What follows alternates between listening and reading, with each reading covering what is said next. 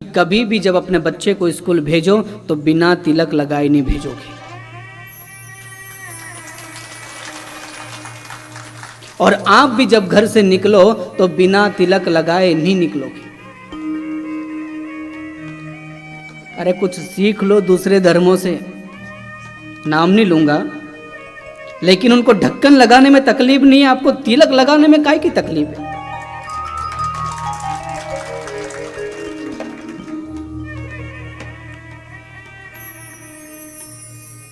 लगा दे कि नहीं ढक्कन?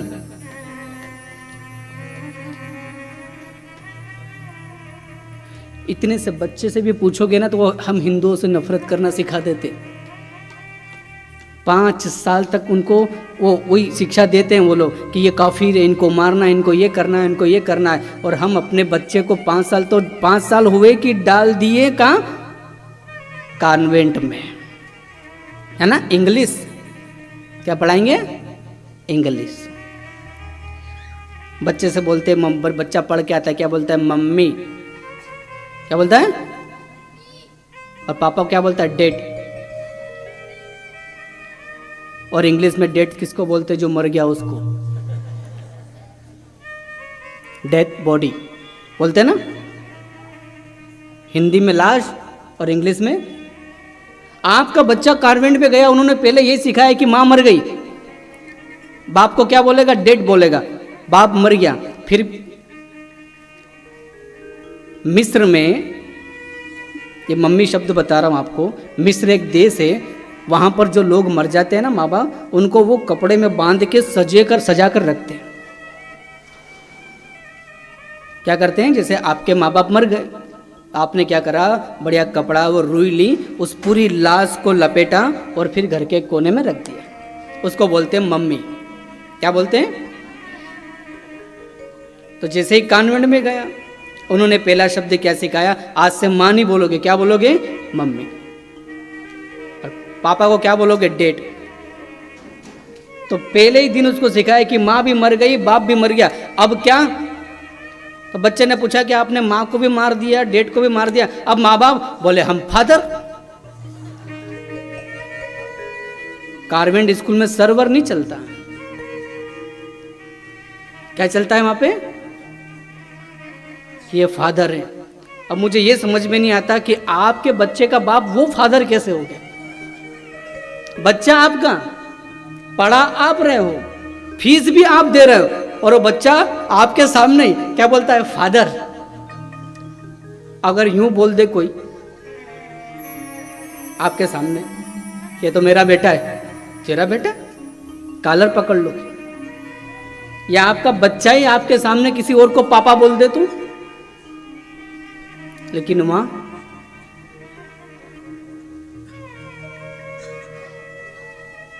आपने वही सत्यानाश कर दिया संस्कृति का।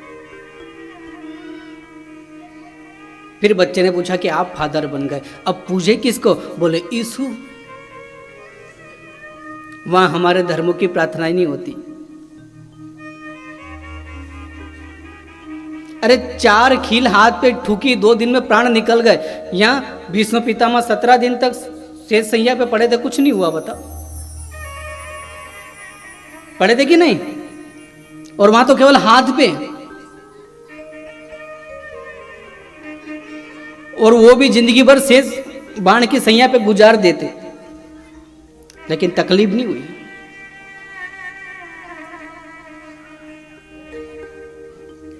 लेकिन हमको अपने बच्चे को अपनी संस्कृति की बातें बताने में बड़ी लज्जा आती, शर्म आती। बेटा टीका लगाए तो शर्म आती है।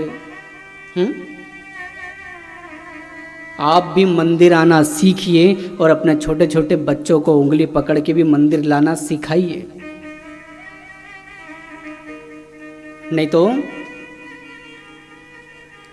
ध्यान रखना कि आपकी तो हो गई, लेकिन आने वाली पीढ़ियां पूछेगी भी नहीं।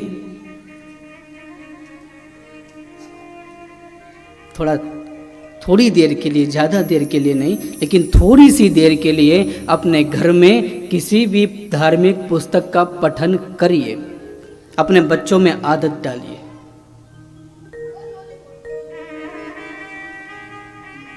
और ये इसलिए बता रहा हूं कि पता नहीं अगली बार मिले ना मिले, इस बार सुख लो, कोई भरोसा नहीं।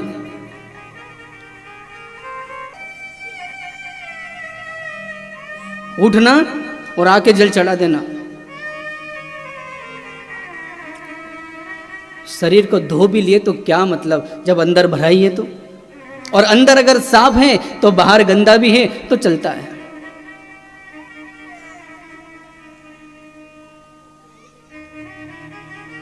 नहाए धोए क्या वहां जहां मन का मेल न जाए, और मछली सदा जल में रहे बिन धोए वासना।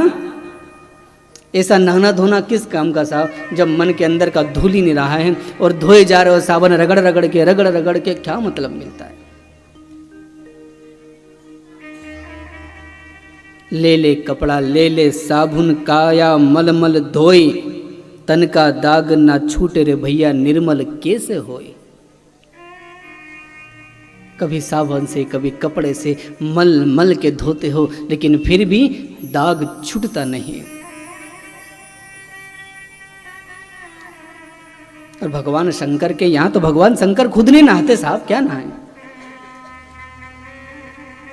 एक बार तप करने बैठे कब उठेंगे उनको ही नहीं पता है।